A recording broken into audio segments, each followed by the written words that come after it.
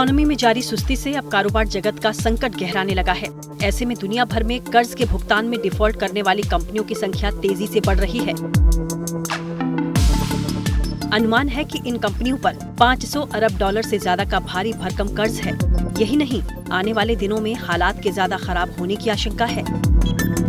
इससे global economy पर मंडरा रहा खतरा ज्यादा गंभीर हो गया है। कई दशकों के नुकसान से उबरने में लगे क्रेडिट मार्केट्स में एक बार फिर चिंता की लहर दौड़ गई है। दरअसल इस संकट की वजह है, दुनिया भर में जब ब्याज दरें कम थीं, तो कंपनियों ने जमकर कर्ज उठाया था, लेकिन अब आर्थिक सुस्ती के हालात में इस कर्ज को वापस करना मुसीबत बन गया है। इसकी वजह ये है कि दुनिया भर के सेंट्रल बैंकों ने हाल में ब्याज दरों में भारी इजाफा किया है। महंगाई को देखते हुए इसमें आने वाले दिनों में कटौती की उम्मीद भी नहीं है। ऐसे में ये कर्ज संकट लगातार गहराता जा रहा है। अगर अलग अलग सेक्टर्स में फंसे कर्ज की बात की जाए तो इस तरह का सबसे ज्यादा लोन रियल एस्टेट सेक्टर पर है, जो करीब 168.3 अरब डॉलर है।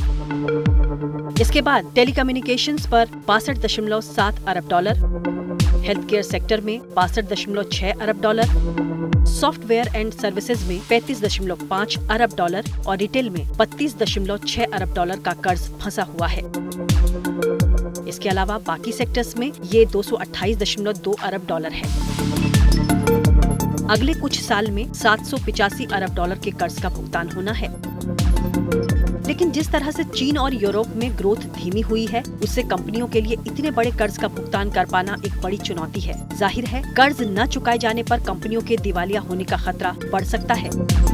इसके संकेत मिलने भी शुरू हो गए हैं और अमेरिका में इस साल 120 से ज्यादा बड़ी कंपनियां दिवालिया हो चुकी हैं। मूडीज इन्वेस्टर सर्विसेज के अनुसार अगले साल डिफॉल्ट करने वाली कंपनियों की संख्या 5.1% की दर से बढ़ सकती है।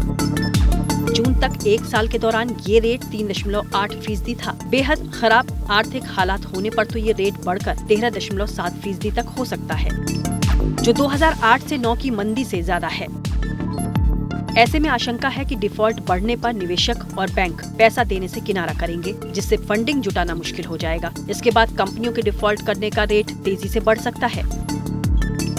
इस चक्र का असर लेबर मार्केट पर भी आएगा, जिससे बेरोजगारी बढ़ेगी। फिर लोगों का खर्च करना घट जाएगा, जिससे मंदी का भयावह रूप पैदा हो सकता है। वीडियो पसंद आया तो हमें लाइक, कमेंट, शेयर और सब्सक्राइब जरूर करें।